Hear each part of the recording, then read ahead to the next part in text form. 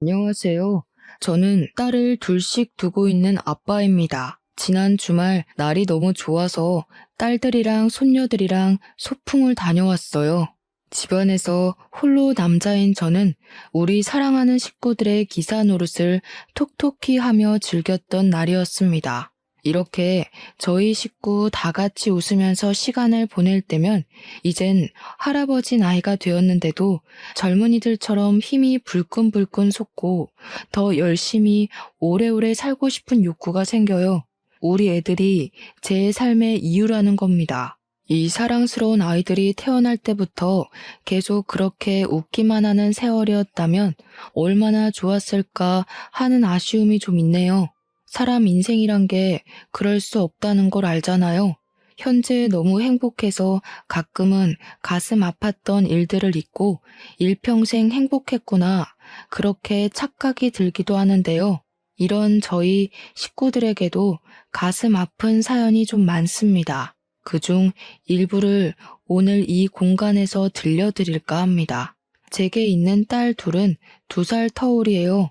장녀가 먼저 결혼을 했는데 결혼한 지 4년째에 이혼을 하고 저희 집에서 같이 살고 있습니다. 원래는 결혼이 좋다고 여기저기 추천하던 딸이었는데 불과 4년 만에 이혼이라는 파격적인 불행을 겪고 절대 재혼하지 않겠다고 마음이 돌아선 상태예요.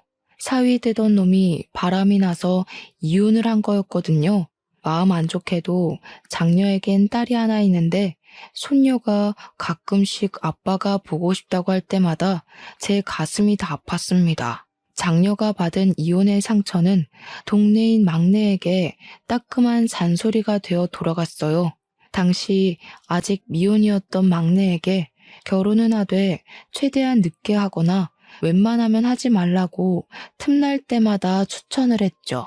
그걸 보면서 저는 아무런 조언도 보탤 수가 없었습니다.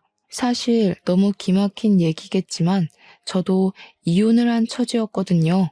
저 또한 장녀처럼 배우자의 불륜으로 이혼을 하게 된 경우였는데 불행 중 다행이었던 건 제 전처되는 사람은 스스로 능력을 키울 생각 없이 남자의 돈에만 기생해서 사는 성격이었기에 친권을 제가 가져올 수 있었습니다. 그래서 유일하게 집에서 남자인 저는 늘 딸과 손녀를 위해 살았어요. 어쨌든 사실 막내가 결혼을 하지 않겠다고 해도 이해를 해줄 수 있었습니다. 막내 입장에선 가족들이 전부 배우자의 불륜으로 이혼을 경험했는데 결혼에 대한 로망이 없는 게 당연하다고 생각했거든요. 저도 굳이 막내의 나이가 30살이 넘었더라도 결혼할 남자 없냐고 재촉하는 등 귀찮게 굴지 않았어요. 막내한테서 한 번도 남자친구라든지 관심 가는 남자 연예인이라든지 이성에 관해 말하는 걸 본 적도 없거든요. 친구도 잘 안 만나는 것 같고 매번 손녀랑 시간 내서 노는 것 같아 솔직히 저는 암묵적으로 막내가 결혼 생각이 없구나, 그렇게 생각했습니다. 그런데 어느 날 정말 아무런 티도 안 내고 있던 막내가 갑자기 결혼할 남자가 생겼다고 식사 자리에서 말을 하더라고요. 뭐? 말도 없이 언제 만났대? 어떻게 만났는데? 뭐 하는 사람인데? 얼마나 만나고 결혼 결정하는 거야? 장녀가 알아서 질문을 해주는 덕에 저는 막내의 대답만 기다리면 되었습니다. 당연히 결혼 안 해도 상관없다고 했지만 이왕 한다면 제발 제대로 된 배우자길 바랬고 장인어른 되는 입장으로서 무조건 우리 딸 위해 뭐든 해주고 싶었어요. 막내가 언지를 주길 사위 될 놈이 성격 좋고 밝은 사람이라 하더라고요. 우리 막내 성격은 좀 소극적인 편이에요. 소위 말하는 집순이인데 자기 남자친구랑 있으면 많이 웃게 된다고 하길래 사실 일단 그거면 충분히 합격 조건이라고 생각했습니다. 사돈집 배경이고 뭐고 그저 우리 딸이 많이 웃을 수 있다면 저는 더 이상 바랄 게 없었어요. 저랑 장녀가 이혼을 겪었다 보니까 서로 영혼이 통하는 게 얼마나 중요한 건지 알겠더라고요. 제발 막내딸 결혼만큼은 저희처럼 실패가 없길 바랬습니다. 그래도 장녀 입장은 동생 앞날이 그저 걱정인가 봐요. 축하보다는 세상에서 제일 쉬운 게 사람 마음 변하는 거라고 섣부르게 판단하지 말라며 단단히 경고 먼저 해주더군요. 계속되는 장녀의 잔소리가 좀 그랬는지 막내가 좀 기분 상해하는 것 같길래 일단은 제가 시간 날 때 소개해달라는 말로 상황 무마시켰습니다. 그리고 어느 날 딸과 함께 우리를 찾아온 총각이 있었는데 키도 크고 복장도 깔끔한 데다가 웃음이 참 시원시원한 총각이더군요. 아시겠지만 그자가 바로 제 사위된 놈입니다. 사위는 일단 한마디로 우리에게 너무 잘했습니다. 점수고 말고 할 것 없이 막내딸뿐만 아니라 우리 식구 전체를 웃게 하는 특유의 재능이 있었어요. 중개사 사업 때문에 이런저런 사람을 많이 만난다더니 그래서 사람 상대할 줄 아는 것 같더라고요. 작년은 사위의 재롱에 넘어갈 듯 말 듯 계속 경계했지만 막내와의 결혼을 반대하는 기색은 딱히 없었습니다. 그렇게 우리 막내딸의 결혼이 흔쾌히 성사되었고 분가를 하게 되었어요. 집에서 한 사람 겨우 없어졌을 뿐인데 꽤나 허전했습니다. 그래도 딸이 잘 살길 바래서 저는 여태 모아뒀던 목돈으로 예단비를 두둑하게 챙겨주었고 사위에게 고마운 마음과 우리 딸 잘 부탁한다는 의미로 차도 한 대 사주었어요. 막내는 사위랑 지내면서 성격이 많이 적극적으로 변해갔습니다. 원래 집에 전화를 잘 안 하는 무뚝뚝한 딸이었는데 결혼을 하고 나서는 거의 일주일에 3-4번 안부 전화를 하더군요. 그리고 어느 날 딸이 임신을 하게 되었다는 소식도 전화를 통해 듣게 되었어요. 너무 기뻐서 그 소식을 듣자마자 막내 얼굴을 보러 가려고 했습니다. 그런데 제 마음을 알아준 건지 그 주 주말에 사위랑 딸이 집을 찾아왔더라고요. 고생 많았네, 공서방.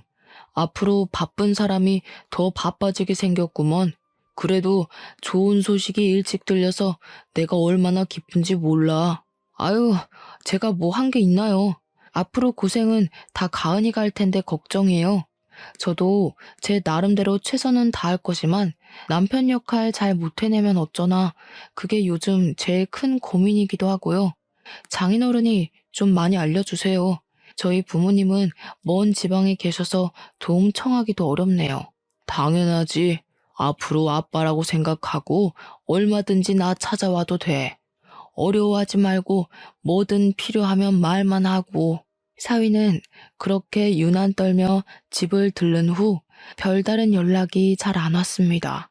자주 연락하던 막내도 연락이 뜸하길래 몸이 좀 안 좋은가 걱정이 되었어요. 저는 식당 일을 하고 있어서 가게를 비우기가 애매해 막내 집에 가볼 수가 없었는데 제가 종일 막내 걱정하고 있는 걸 장녀가 알아챈 건지 어느 날 막내 집에 한번 내다보고 오겠다고 하더라고요. 저는 장녀에게 너무 고마웠어요. 가는 김에 막내딸이 좋아하는 레드향 귤 좀 사가라고 돈도 쥐어줬습니다. 그렇게 막내 집을 다녀온 장녀가 잠깐 옷 갈아입는 사이 5살짜리 첫째 손녀가 혼자 막 종알종알 대었는데 제가 응? 뭐라고? 하면서 안아주니까 손녀가 하는 말이 제 심장을 쿵 떨어뜨렸습니다. 할아버지, 이모 우울증이래요. 근데 우울증이 뭐예요? 이모가 엄마 안아서 막 울었어요. 우울증이 오는 거예요? 우울증이라니 역시 우리 막내가 지금 많이 안 좋은 상태인 건가 싶었어요. 그 타이밍에 바로 장녀가 돌아왔길래 저는 장녀한테 막내가 우울증 걸렸다는 소리 뭐냐고 조급하게 물었습니다. 그러니까 장녀가 임신하면 기본적으로 감정 기복이 심해지는 거라고 그렇게만 말해주더군요. 저더러 바람난 엄마가 자기들 가졌을 때 감정 들쑥날쑥 안 했냐고도 하대요.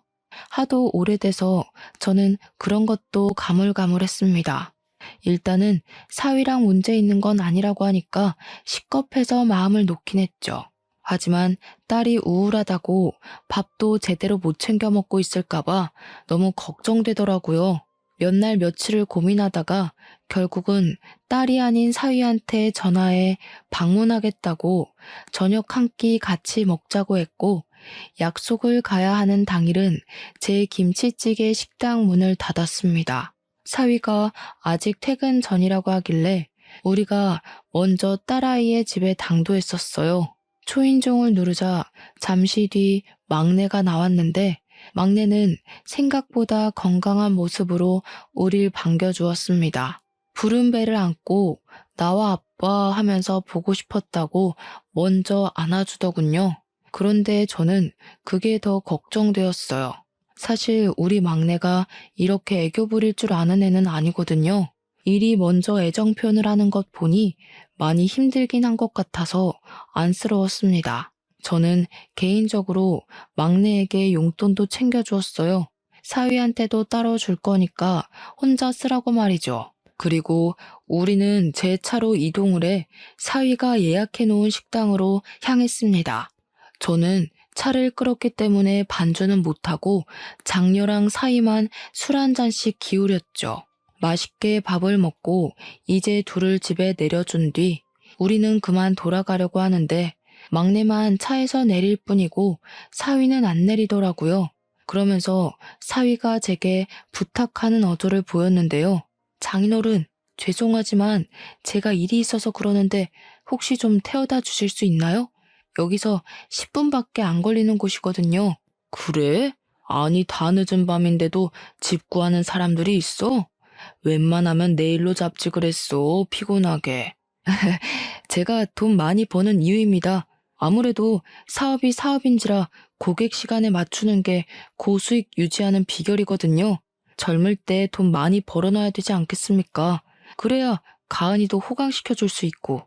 우리 딸과 훗날 태어날 손주를 위해서 일부러 밤낮으로 일을 뛴다는 사위가 기특해 보였습니다. 몸 생각 좀 했으면 좋겠다는 걱정은 뒷전으로 한 채 저는 사위를 태워주기로 했어요. 10분 거리인데 어중간하게 택시 타기도 그렇잖아요. 그래서 저희는 막내에게만 인사를 하고 그만 출발하려고 했습니다. 그런데 사위가 잠시만요 하더니 차에서 내려서 막내에게 포옹을 해주더라고요. 뭐라고 하는지는 안 들렸지만 둘이서 중얼중얼 뭐라고 대화를 하는 것 같더니 사위가 웃는 얼굴로 올라타면서 출발해달라고 했습니다. 딸한테 문단속 잘하고 무서우면 불 켜고 자도 된다고 했다네요. 사위가 이렇게 딸 걱정을 많이 해주고 있는데도 불구하고 딸에게 우울증이 찾아왔다는 건 임신이란 게 정말 힘든 일이기 때문이겠죠. 부디 고된 시간을 홀로 견뎌야 하는 제 딸이 우울증에 무너지지 않기만을 속으로 바라고 또 바랬네요. 저는 창문 밖으로 막내딸에게 인사하고 엑셀을 밟았어요. 딸이 집에 먼저 들어갔으면 했는데 백미러로 계속 확인을 해도 막내가 꼼짝도 안 하고 가만히 서 있기만 하더라고요. 제가 핸들을 꺾을 때까지도 딸은 그대로 있었고, 결국 딸이 귀가하는 건 보지 못한 채 도로를 빠져나왔습니다. 마음이 왠지 모르게 찝찝했어요. 사위도 늦게 귀가할 것 같던데 하루만 딸을 우리 집에서 재울까 그 생각도 잠깐 했습니다. 그렇게 10분 정도 갔을까 사위가 목적지를 가리키길래 내려달라고 하는 곳에 세웠어요.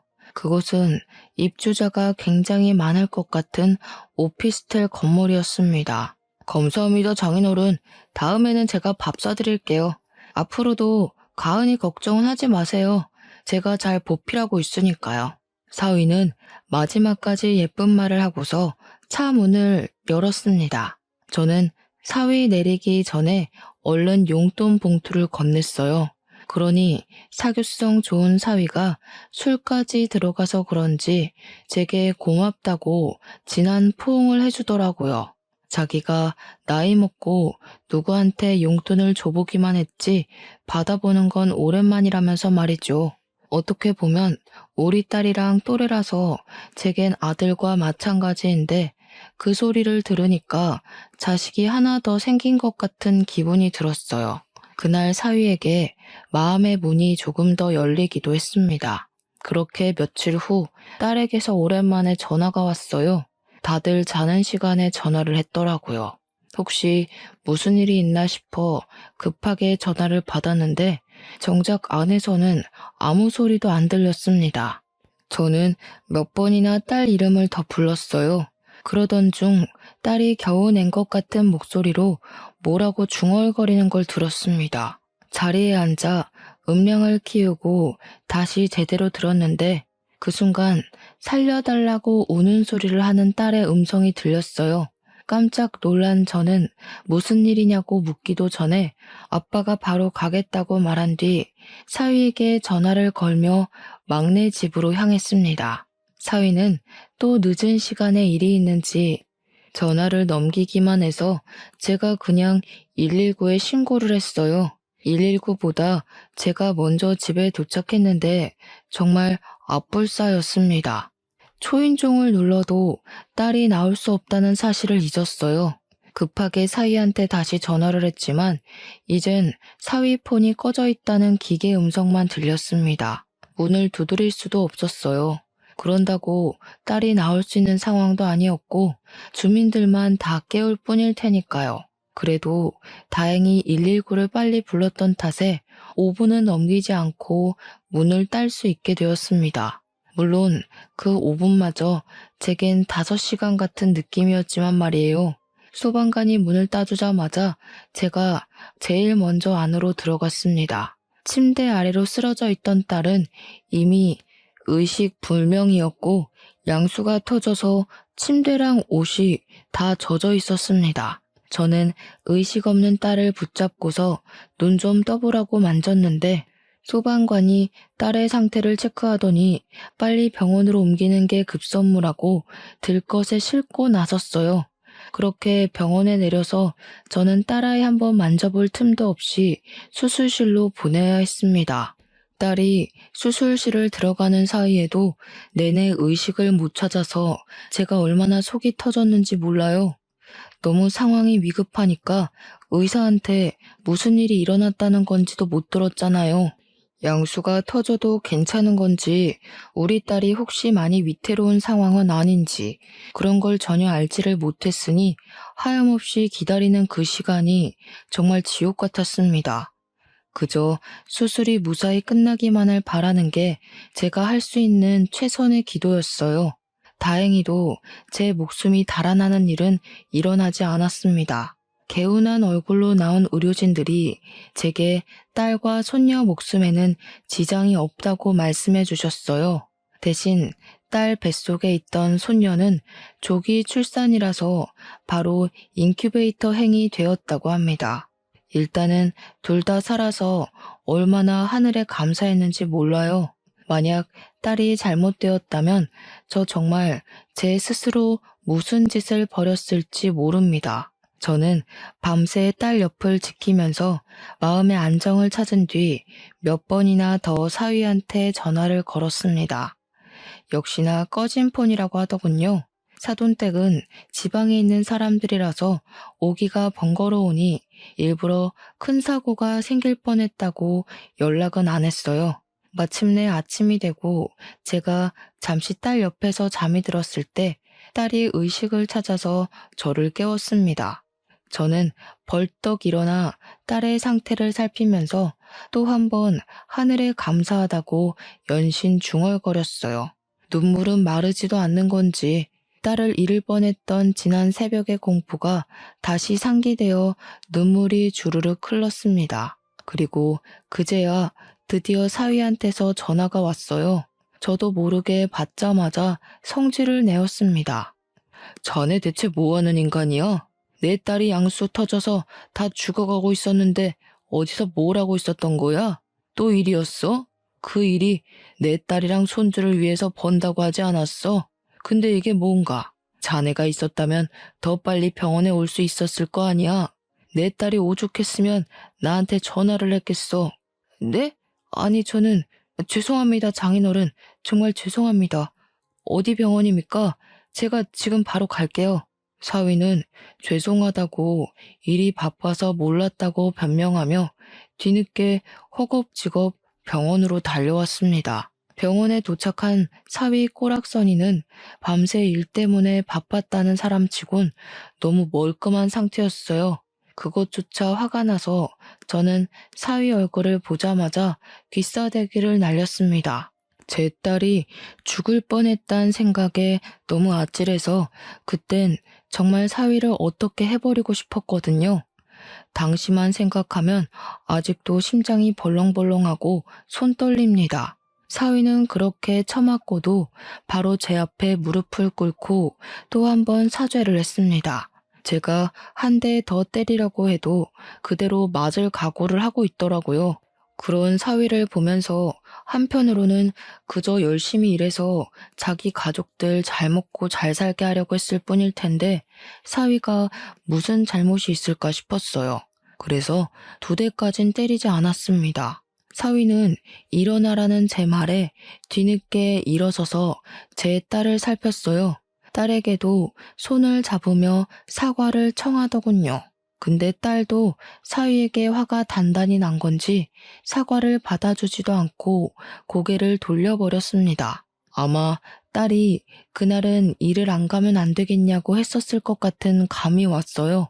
저는 화 좀 식힐 겸 잠시 화장실을 나갔다가 다시 병실로 돌아갔습니다. 그런데 가는 길에 자판기 쪽에 누구랑 통화하고 있는 사위를 목격했어요.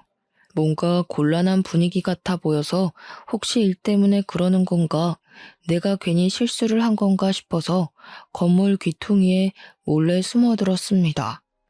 그래서 오늘은 거기서 잘 거라고? 안 돼.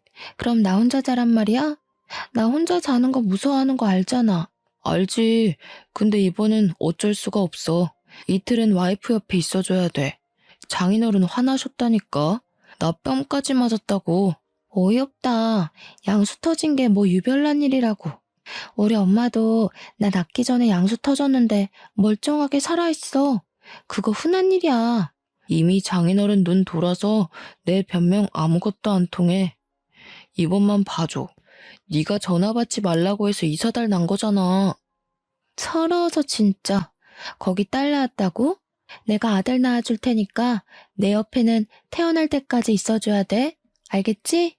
명백히 사위 목소리였습니다. 사위는 우리 막내에게나 보여줬던 목소리로 아주 달큼하게 다른 여자랑 통화하고 있었어요. 믿을 수가 없었습니다. 그동안 우리 딸을 위해서 일하느라 등골 빠지고 있는 중인 줄 알았더니 다른 여자한테 눈 돌리느라 바빴던 거였어요. 화가 치밀어 한 발자국도 떼지 못했더니 통화를 마치고 오는 사위와 그대로 마주쳤습니다. 사위는 악소리를 지르며 혼자 나자빠지더군요. 그 꼴은 도둑이 제발 저려 쫄아있는 모습과 같았습니다.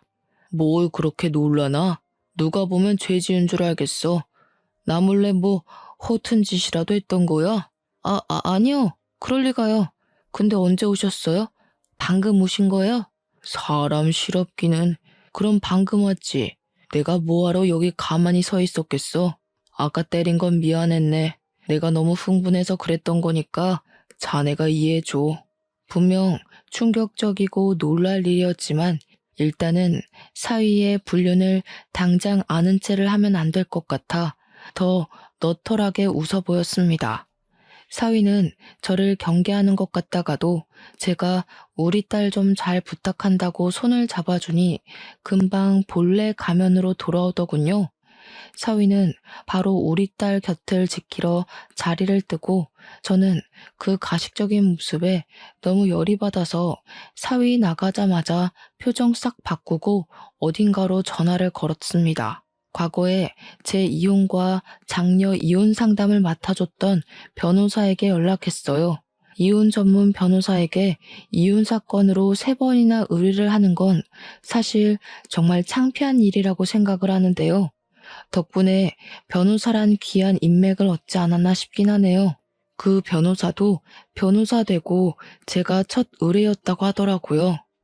제 이혼권을 담당했을 땐 생초짜였는데 장녀 이혼 건에서는 제법 신입의 티를 벗었었고 이번에 막내 건으로 연락했을 땐 아주 장성한 변호사 팀장으로 성장했더라고요.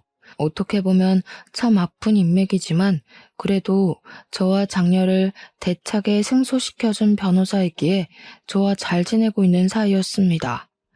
아직도 그 변호사에게는 고마워서 제가 변호사님이 가게로 오면 음식을 공짜로 대접하기도 했죠. 우선 간단한 안부를 주고받은 다음 저는 바로 막내 사정의 사실을 알렸고 변호사는 제게 이것저것 조언을 해주었습니다. 저는 사위가 불륜이라는 것이 정확하게 드러나면 뒤도 안 돌아보고 당장 이혼시킬 생각이었어요. 변호사가 알려주길 2번이나 이혼 소송을 해보셔서 잘 아시겠지만 일단 무조건 증거를 많이 확보해야 한다고 하더군요. 그 뒤로 저는 식당을 장녀에게 맡기고 손녀가 어린이집을 간 시간만 자리를 비워서 사위를 미행했습니다. 사위랑 막내 사는 신혼집은 1층이 부동산 사무실이고 2층이 자가인 집인데요. 사위는 출근을 1층으로 해서 서류를 진행했고 미팅이 있으면 외출하는 듯 했는데 외출이 절반 이상이었어요. 그래서 사실상 사위의 공간을 침범하는 데는 어렵지 않았습니다. 그리고 사위가 외출하는 시간을 며칠간 지켜보면서 어느 시간대에 밖을 나서고 움직이는지 파악했습니다. 우선 막내딸에게 먼저 찾아갔는데 막내는 자기 딸을 재운 후 겨우 잠들어 있었습니다. 그리고 저는 막내에게 제가 알고 있는 사실들을 솔직하게 물어봤어요.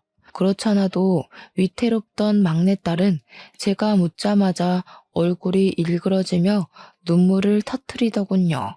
이놈 새끼가 이런 쓰레기 짓 하고 다녔는데 왜 말 안 했어? 아빠한테 진작 말했어야지.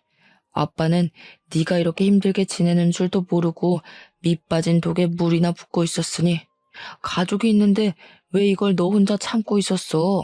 남편이 이거 고자질하면 친정까지 손봐줄 거라고 협박하잖아. 남편 돈 많은 거 알지? 그러다 나 때문에 아빠 식당 손해가면 어떡해? 우리 딸도 지켜야 되고 내가 할 수 있는 게 없었어. 보니까 막내는 사위에게 협박당하면서 불륜을 강제로 숨겨주고 있었던 듯 했습니다. 너무 속상했어요. 이혼을 해본 사람 입장으로서 막내의 마음을 이해하지만 제가 충분히 힘이 되어 줄 수 있는데 막내가 오히려 저를 걱정해 줬더라고요.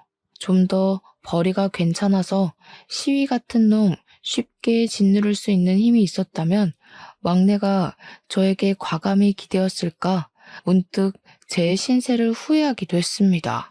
그렇다고 돈으로만 그 썩을 놈을 해결할 수 있는 건 아니잖아요.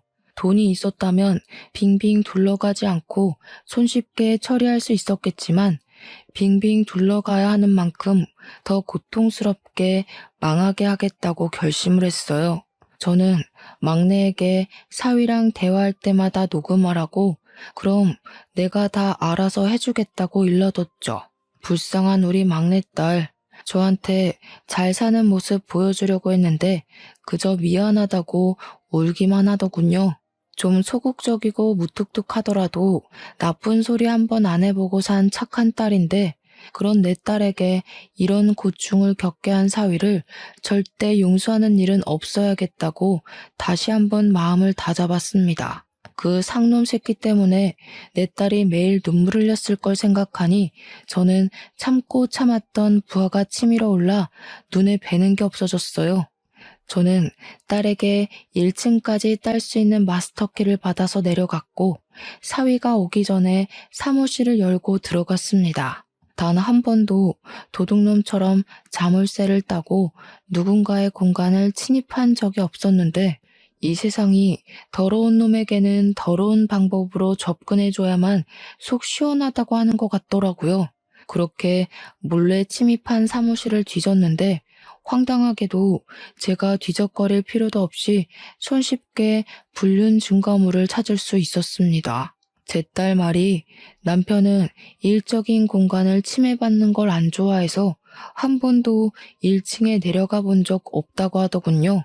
그래서 그런지 사위 사무실은 그야말로 내 딸이 모르는 여자의 흔적이 덕지덕지 묻어 있었어요. 그냥 휴대폰 렌즈를 들이미는 곳마다 증거물이 쏟아졌어요. 속옷이나 머리카락, 여자 화장품, 같이 찍은 사진까지 아주 불륜 창고 그 자체라고 해도 과언이 아니었죠. 사진 찍다가 또 한 번 성질이 난 저는 주변 물건들을 죄다 바닥에 던져버렸습니다. 그리곤 딱 봐도 제 딸은 바르지 않는 색깔의 립스틱을 들고서 사위 컴퓨터 모니터에 글씨를 썼었어요.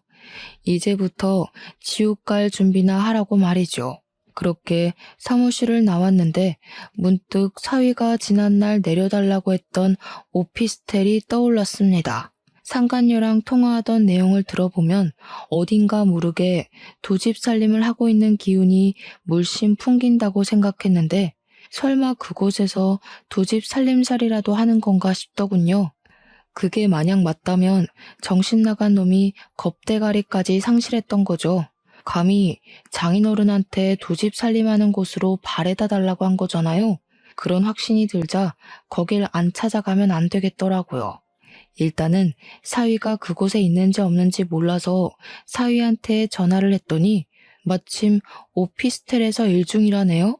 주로 거기서 일을 더 많이 한다고 하면서 능글맞게 답을 하는데 정말 뻔뻔함을 보았네요. 저는 전화를 끊자마자 그곳으로 달려갔습니다. 사위가 있는 곳이 몇 호실인지 몰라서 그 오피스텔 앞에서 주야장천 사위 나오길 기다렸어요. 눈 빠지게 기다리던 순간 사위가 웬 아가씨랑 팔짱 끼고 나오는 걸 목격했죠. 직접 눈으로 보니까 과거의 제 이혼과 장녀의 이혼 트라우마까지 떠오르면서 손이 떨리더군요. 그래도 세 번째인지라 제법 저는 침착하게 대처를 할 수 있었습니다. 황급히 그걸 사진으로 찍어서 증거를 남겼죠. 그렇게 변호사랑 같이 증거 수집 및 고소 과정을 면밀히 살폈는데요. 제가 사위 직업이 잘 나가는 중개사라고 변호사한테 일렀던 적이 있었거든요. 그런데 변호사가 뜬금없이 그것에 중점을 두면서 수상해 하더라고요. 아버님, 혹시 그 중개사가 개인 사익 없이 공정하게 거래를 하던가요? 어딘가 찝찝한 구석은 없었어요? 글쎄요. 제가 사위 일할 때 같이 있어 본 적이 없어서 그런 건 잘 몰라요. 일하는 척 하면서 불륜 저지른 것밖에는. 뭔가 다른 게 있는 거예요? 다른 게 있을 확률이 클 것 같네요. 이런 부류의 사람들은 대개 공정한 거래는 안 할 겁니다. 이건 제가 따로 알아보고 연락드릴게요. 사위분 명함 있으세요? 변호사는 제가 사위 명함을 받아서 그 자리에서 바로 사위한테 전화를 걸었습니다. 그리곤 지인에게 소개받아서 연락한다면서 전세 건물 좀 몇 개 보려고 한다고 사위랑 시간 약속을 잡았죠. 며칠 후 변호사는 직접 발로 뛰어 사위를 만났고 같이 건물을 돌았다고 하더군요. 전세계약 고객이 오랜만에 들어온 건지 사위는 특유 재능 있는 말발로 변호사를 데리고 다니며 건물들을 소개했고 그런 사위에게 변호사는 자신의 직업을 숨기고 그저 취준생이라고만 했다 합니다. 취준생이라는 말에 사위는 더 거만해졌다고 하더군요. 변호사에게 소위 깡통 전세인 건물들만 소개를 하면서 언변으로 변호사의 눈을 속이려 들었다네요. 누가 봐도 여기다 전세금을 내고 계약을 하면 돈을 돌려받지 못할 게 뻔한데도 마치 대단한 건물인 척, 없어서 계약 못하는 건물인 척 변호사한테 사기를 치며 거래를 시도했다고 합니다. 그때 임대인도 같이 있었는데 사위랑 같이 손잡고 뻔뻔하게 변호사를 사기 행위를 했대요. 모든 걸 녹음하고 있던 변호사는 그걸 토대로 다시 사무실에 돌아와 사기죄 또는 사기 방조죄 등 형사 처분까지 준비를 했습니다. 변호사는 이 증거들을 토대로 사위를 구속시키고 중개사 자격을 박탈시킬 수 있는 전세 사기로 고소를 할 예정이래요. 그리고 이 와중에 하늘이 저희를 돕는 건지 전세 사기로 좀 더 확실한 증거물을 찾던 중 황당하게도 사위가 과거에 전세 사기로 한번 신고당했던 적이 있다는 것도 발견을 했습니다. 그때는 합의가 이루어졌는지 피해 금원을 피해자에게 돌려주면서 상황이 크게 안 커진 듯 보였어요. 이미 신고를 당했음에도 똑같은 짓을 또 하다니 사위를 너무 믿었던 지난날의 과오가 너무 후회가 되었어요. 당연히 저는 사위와 합의를 볼 생각이 없었습니다. 변호사도 이런 상습적인 놈에게는 합의로 넘어가주면 안 된다면서 분명 신고당한 것 말고도 여러 번 사기를 저질렀는데 안 걸리고 있는 놈일 거라고 추측하더군요. 만약 이게 사기 혐의가 인정되면 10년 이하의 징역에 처해진다고 하는데 변호사가 사위는 상습 사기라서 아마 형량이 그 정도는 확정일 것 같다고 해줬어요. 역시 전문가의 눈과 손은 달라서 감탄했습니다. 저는 사위의 밥줄까지 끊을 수 있는 방법이 생기자 마치 속이 뻥 뚫린 것처럼 벌써 후련했어요. 이렇게 모든 준비를 끝내놓고 며칠 후 딸에게 전화를 했습니다. 딸도 제게 그간 사위랑 했었던 대화를 착실하게 녹취해서 저한테 보내주었어요. 녹취 속의 사위는 제 앞에서 보이던 목소리와는 확연히 달랐고 딸을 모욕하는 말과 상간녀를 두둔하는 발언을 거침없이 행하고 있었습니다. 제가 없는 그 잠깐 사이에 딸에게 이런 파렴치한 짓을 더 저질렀다는 것에 정말 정신을 놓고 싶더군요. 하지만 저는 사위를 더 괴롭게 만들 준비를 충분히 하였고 그것들은 100% 승소가 가능한 소송들이었으니 위안을 받았어요. 또 변호사가 제 딸이 사위한테 받은 정신적 손해도 배상 청구가 가능하다고 했어요. 사위의 꼼꼼하지 못한 부정행위들 덕분에 다행히 위자료는 자꾸만 치솟았습니다. 그렇게 저는 사위를 찾아갔는데 갈 때는 변호사와 경찰까지 대동해서 찾아갔어요. 사위가 또 오피스텔에 있다고 했습니다. 사실 그 앞에 가서 경찰들이 잠복을 하고 있었거든요. 저는 사위에게 줄 것이 있다고 잠깐 내려오라 했습니다. 사위는 제가 왔다는 소리에 놀라서 건물 밖으로 튀어나왔어요. 그리고 저는 지난날 그랬던 것처럼 사위를 보자마자 주먹을 날려버렸죠. 진작에 사기꾼 새끼라는 걸 알아봤어야 하는 건데 내 딸이 좋다고 해서 그저 합격이라 봐줬건만. 앞으로 깜빵에서 10년 썩을 준비나 해라. 어떻게 할 짓이 없어서 짐승만도 못한 짓들만 골라서 하며 살았냐? 무슨 소리를 하시는 거예요? 일하느라 바쁜 사람 불러놓고 다짜고짜 폭력이라뇨? 장인어른이면 이렇게 아무 때나 사위 불러다가 주먹질로 패도 되는 겁니까? 제가 자꾸 참아주니까 호구로 보이세요.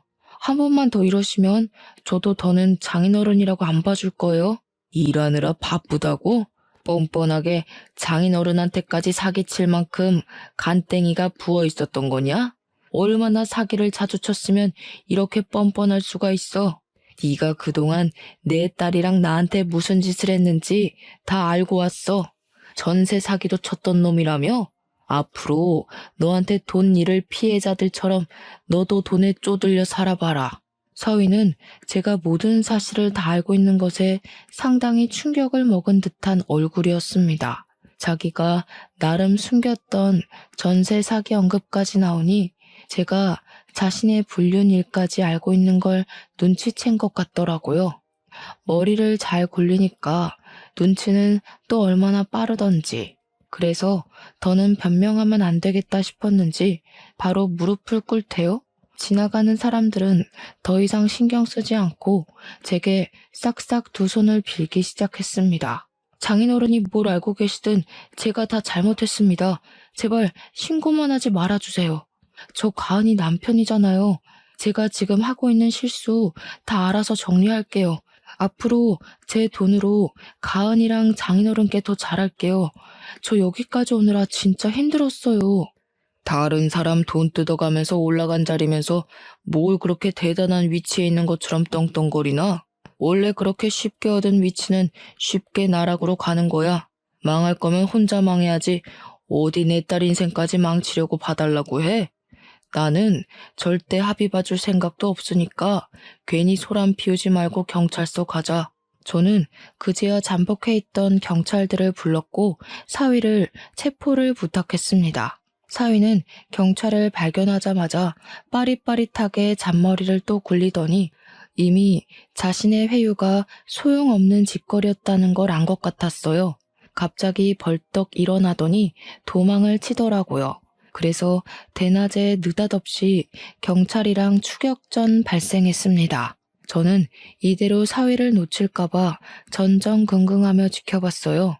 제가 조금만 더 젊었더라면 당장 쫓아갔을 텐데 그게 아쉬웠습니다. 직진 방향으로 무작정 달리던 사위는 자꾸 뒤를 돌아보며 경찰을 살폈는데요. 마지막 지푸라기라도 잡는 심정으로 달리더라고요. 그런데 사위가 너무 뒤만 신경 썼던 탓인지 미처 앞에 도로가 있다는 걸 확인하지 못했고 그대로 빨간불 신호에 뛰어들었어요.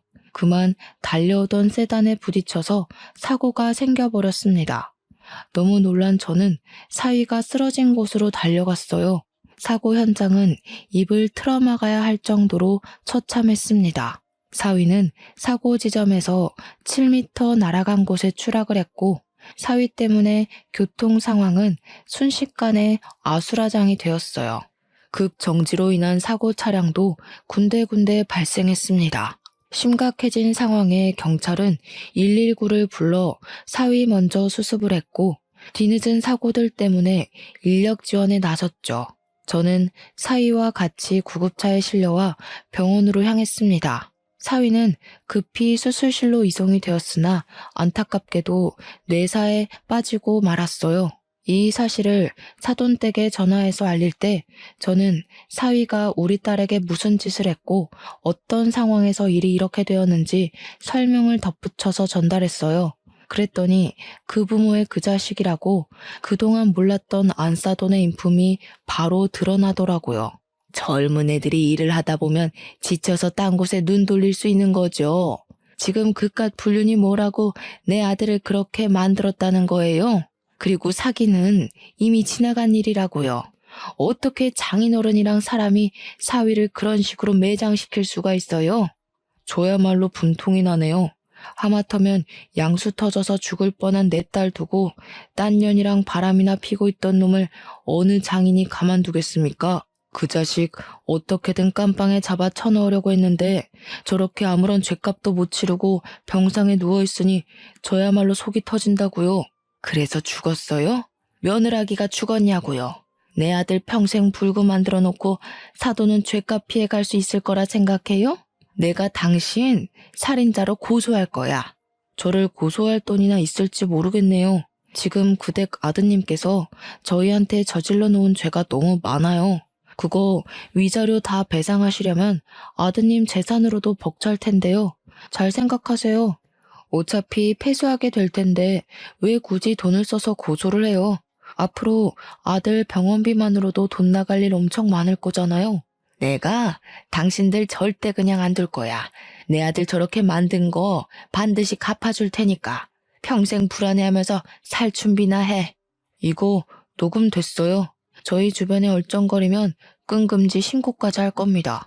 그쪽 아드님 짓거리는 꼭 깜빵에 넣고 싶을 만큼 화가 났는데 그래도 식물인간으로 살아야 되는 걸 대가라고 보고 인심 써줄게요. 평생 귀한 아들 뒤치다꺼리하면서 늙어 죽길 바래요. 저는 그대로 시끄럽게 쫑알대는 사돈과 전화를 끊고 이혼소송 진행했습니다.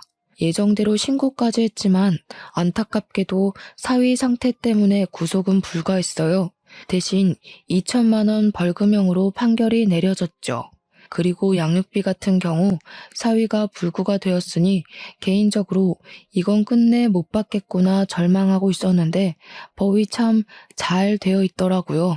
아이의 친부인 이상 양육에 대해서는 당연히 책임져야 할 권한이라고 판결이 내려져서 사위가 식물인간 사정이라 할지라도 양육비는 지급해야 된다고 하는 거 있죠. 완벽히 저희의 손을 다 들어준 법원에 사돈댁은 울고 저는 한숨 놓을 수 있었습니다. 사위가 이 사실을 알지는 모르겠지만 대망나니 짓을 했으니 내가 벌을 받는구나 라는 걸 느끼고 평생 후회하길 바랄 뿐이네요. 그렇게 제 착한 막내딸은 제 품으로 돌아오게 되었습니다. 그곳에서 시름시름 알아갈 때보단 건강도 많이 좋아졌어요. 밥도 잘 못 먹던 애가 이젠 제 식사까지 챙기면서 끼니를 거르지 않을 만큼 말이죠. 그리고 저희 집의 새 식구인 작은 손녀는 어느새 2살이 되었습니다. 우리 막내가 아기였을 때랑 똑같이 생긴 게 너무 신기해서 요즘은 작은 손녀 커가는 재미로 살고 있어요. 당연히 우리 큰 손녀는 이미 제게 둘도 없는 자식이나 마찬가지고요. 어쩌다 보니 저희 집에 여자 식구가 더 늘었는데 동네 주민분들이 식당에 와서 이런 모습을 보면 다들 저더러 혼자 남자라서 외롭겠다고 안쓰럽게 보더라고요. 전혀요. 제 곁에만 있으려고 하는 착한 2딸과 할아버지만 찾는 손녀들 덕분에 오히려 하루하루가 행복으로 벅찬 중인걸요. 참, 그리고 위자료를 너무너무 두둑하게 받았잖아요. 그래서 이참에 저희 5 식구가 넓게 살 수 있을 만한 곳으로 이사를 가려고 딸들이 집을 알아보고 있어요. 자꾸 제게 편한 집으로 알아봐 주길래 나는 괜찮으니 너희가 좋은 집 구해라 그렇게 일러주는데도 제 말은 듣질 않네요. 하하, 행복하다는 뜻입니다. 앞으로도 더 이상 새 식구는 바라지 않으니 이렇게 우리끼리 웃으면서 살 수 있었으면 좋겠어요. 가족 모양이 꼭 사회가 지정한 모양대로만 가야 행복한 거 아니잖아요. 여러분들도 내 가족이 어떤 모양으로 어떻게 내 곁에 있든지 그냥 우리 가족의 형태를 사랑하면서 추억 만들어 가셨으면 좋겠습니다. 서로 사랑해주는 것만으로도 모자란 세월이란 말도 있잖아요. 제 사연은 여기까지입니다. 긴 글 들어주셔서 감사하고 늘 꽃길 걸으세요.